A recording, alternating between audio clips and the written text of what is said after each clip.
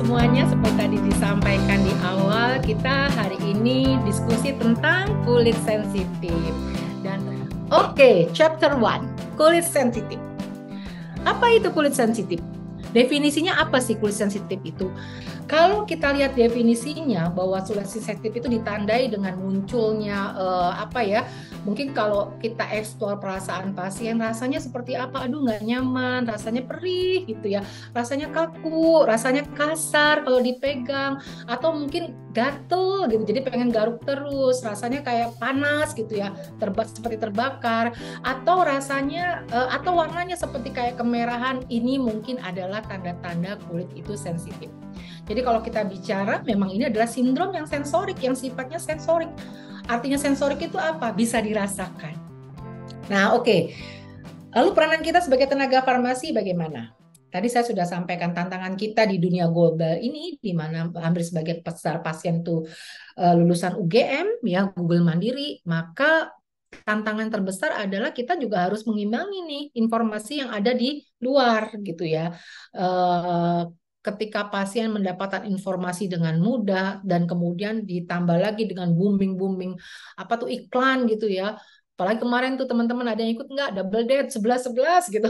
Nanti ini 12-12 gitu. Wah, itu banyak banget tuh promo-promo. Tetap harus hati-hati karena sebanyak apapun promo yang diberikan, kalau akhirnya produk tersebut justru tidak menjadi aman buat kulit, malah akan membuang tidak hanya material ya, tapi juga imaterial. Nah, bagaimana nih trik kita membantu pemilihan terapi?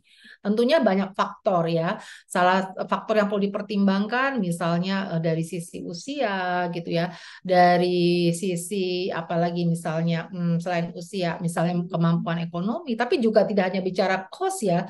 Saya selalu menekankan kepada teman-teman tuh kalau kita bicara terapi, nggak ada satu pasien pun yang pengen obatnya atau produknya murah, tapi terapinya nggak tercapai, tujuan terapinya nggak tercapai. Jadi kalau kita bicara pemilihan terapi yang cost, harus ada belakangnya, cost effectiveness. Kenapa? Karena belum tentu obat yang murah efektif.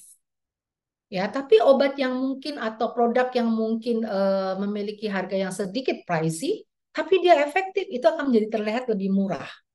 Jadi kualitas itu sebenarnya kalau kita survei ke pasien, ya tentunya akan menjadi nomor satu. Cuma kadang-kadang pasien dihadapkan pilihan, oh saya tidak memiliki kemampuan ke sana. Tapi kalau kita berikan edukasi, kalau produk ini jangan dilihat hanya sebagai sisi cost-nya saja, tapi effectiveness-nya, maka tentunya pasien akan, oh iya, paham gitu ya. Nah, terus kapan kita harus merujuk? Jadi bisa kita lakukan intervensi medikasi kalau kita tidak melihat ada red flag atau faktor bahaya gitu ya, tanda merah. Dan kemudian yang terakhir adalah bagaimana kita memberikan edukasi dan informasi. Yang pertama, sebelum memberikan pilihan terapi ya, baik itu berupa skincare maupun berupa produk-produk, tentunya teman-teman harus mempertimbangkan beberapa faktor. Ya, saya selalu tidak pernah bosan mengatakan bahwa kalau yang disebut dengan obat bebas itu bukan bebas diberikan ya. Bahwa produk bebas itu bukan berarti produk bebas diberikan. Sebagai tenaga kesehatan tentunya kita harus memiliki rasa percaya diri ketika kita menyerahkan produk tersebut. Dari mana kita percaya diri bahwa produk tersebut aman? Ya, berarti kita tanya. Banyak hal yang kita harus tanya. Misalnya apa? Pekerjaan.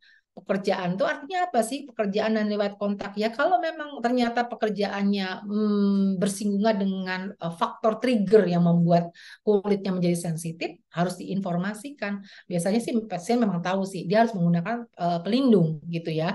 Atau mungkin memang pasiennya memiliki penyakit lainnya, seperti kayak tadi tuh, misalnya penyakit apa yang menjadi sering trigger, misalnya tadi atopic dermatitis atau alergi gitu ya.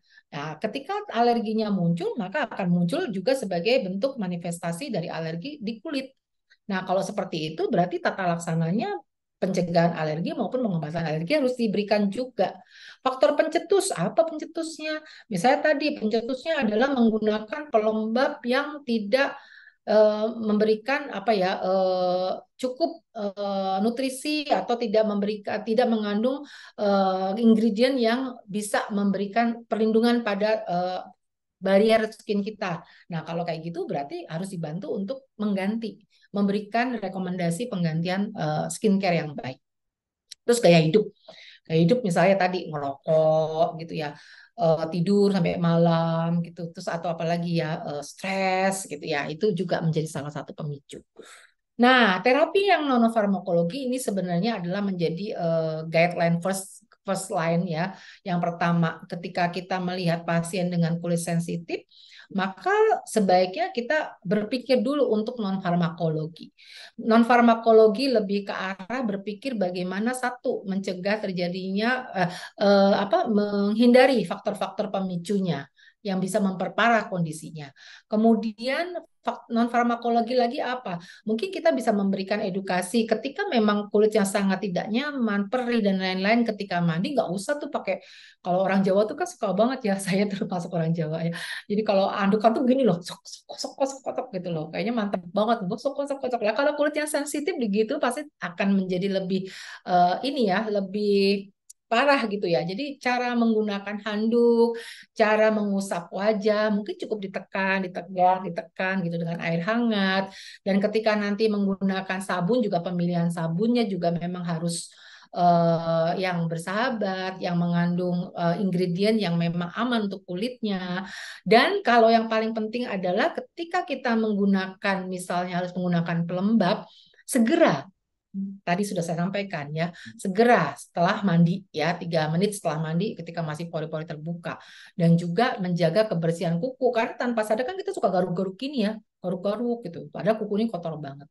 Nah, gimana cara memilih skincare yang bagus? Skincare yang bagus itu cara memilihnya adalah produk untuk kulit itu yang paling bagus.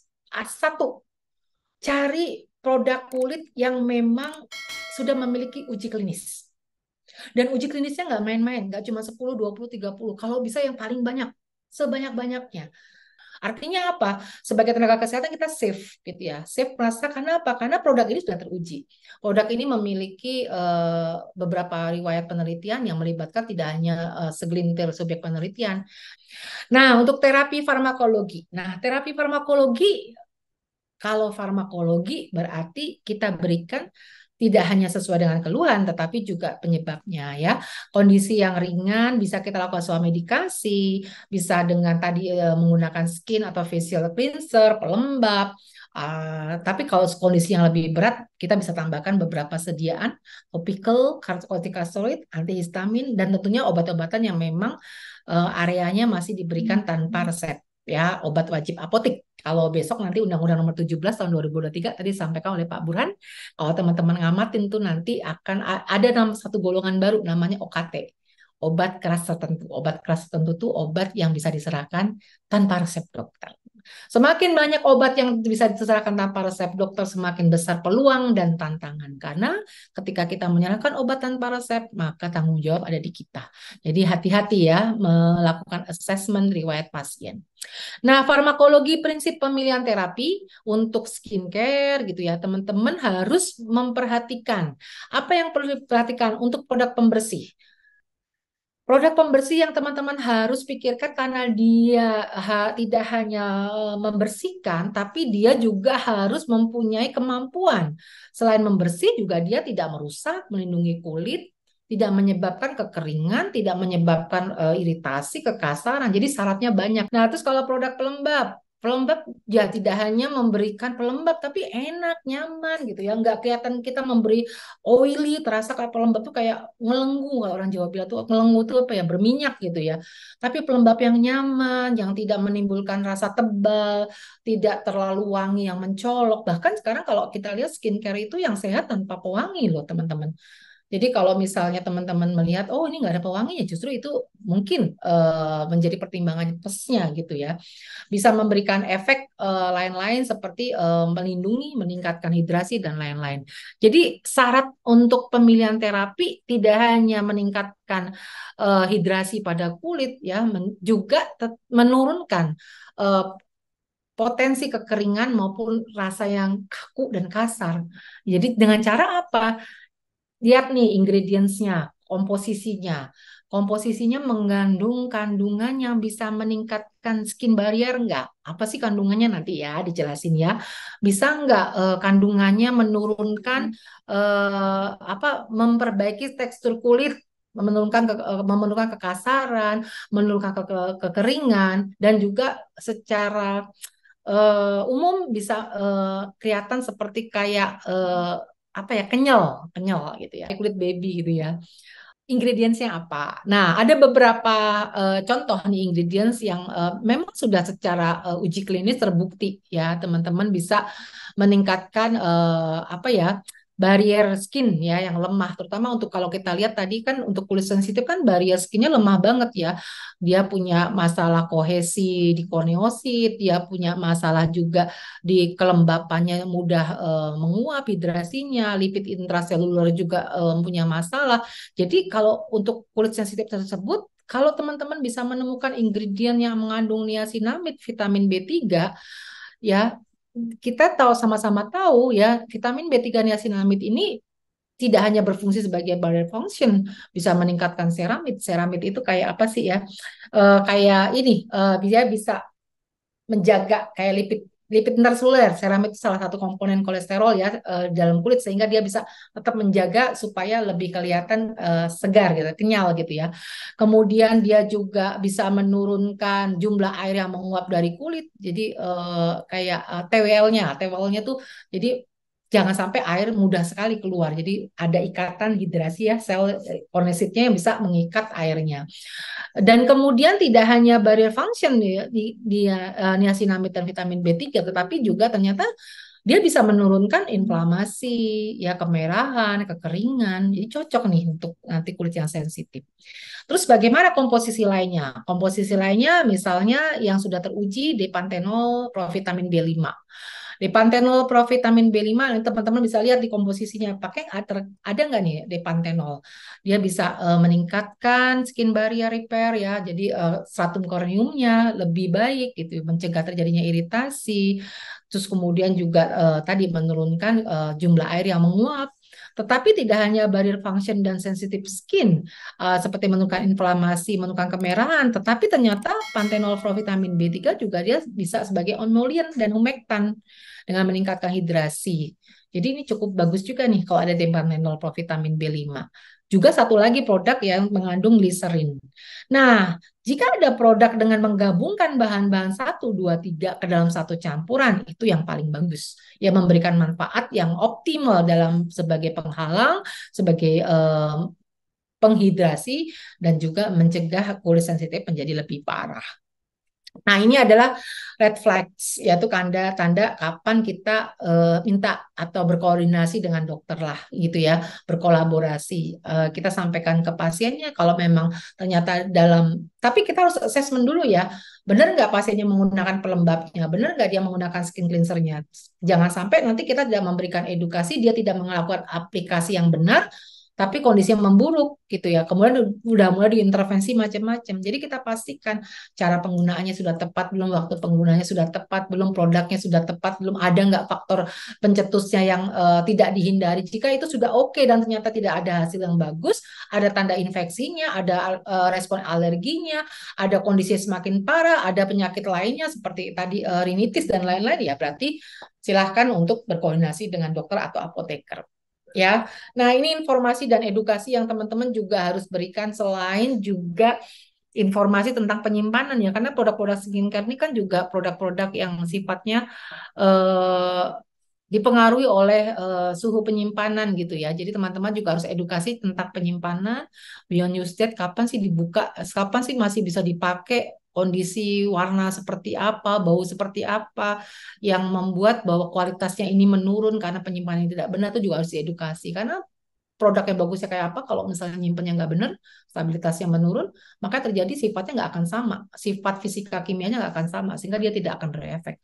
Jadi kalau kita bicara informasi edukasi, pastikan pasien itu tahu dia kulitnya sensitif, penyebabnya apa, kemudian apa yang harus dilakukan. Misalnya kalau dia diberikan pelembab, maka kita harus menyampaikan pelembab itu harus diaplikasikannya tadi kapan dan dalam jumlah berapa. Nah, ada beberapa pasien juga yang nggak telaten ya. Nah, ada tuh yang nggak suka gitu. Kayak suami saya tuh kalau saya setiap pagi sama sore selalu pakai gitu ya Cetaphil. Tapi kalau suami saya cuma pagi doang, sore dia nggak. Alasannya dia kan sore kan di rumah dan lain-lain. Tapi memang jenis kulitnya juga sudah kering gitu ya. Jadi kalau emang seperti itu, coba cari produk. Kalau nggak salah ada tuh di produknya Cetaphil tuh Ultra Hydrating atau apa ya itu 48 jam dia bisa memprotek. Nah, itu teman-teman bisa lihatlah pasien itu seperti apa karakternya. Terus kemudian aplikasi yang sering gitu ya, terutama habis mandi, ketika mau istirahat gitu ya, kan enak ya kalau dia sehat. Terus kemudian menjaga pelembab yang nyaman, aman ya, teruji klinis yang teman-teman juga bisa recommended tadi dari komposisinya, dari pabriknya. Pabrik itu artinya apa? Pabriknya terpercaya nggak sih? Berapa tahun dia berdiri? Kalau dia udah lama berdiri, dia pasti sudah melakukan uji klinis, kita pasti jadi tenaga kesehatan juga lebih safe, lebih nyaman. Gitu ya. Oke, itu aja dari saya.